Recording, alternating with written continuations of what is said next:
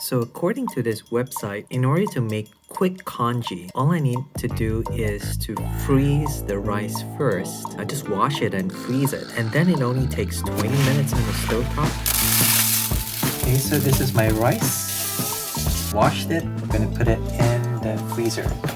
So whenever you freeze water, it becomes 10% bigger. It breaks the cell walls of the rice. Oh! Ooh, okay.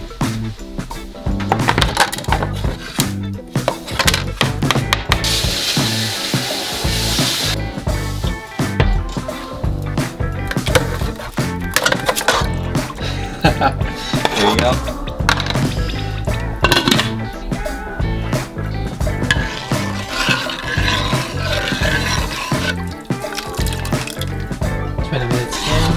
So 25, 26 minutes in, this is what we have. Chok! It's really, really cool.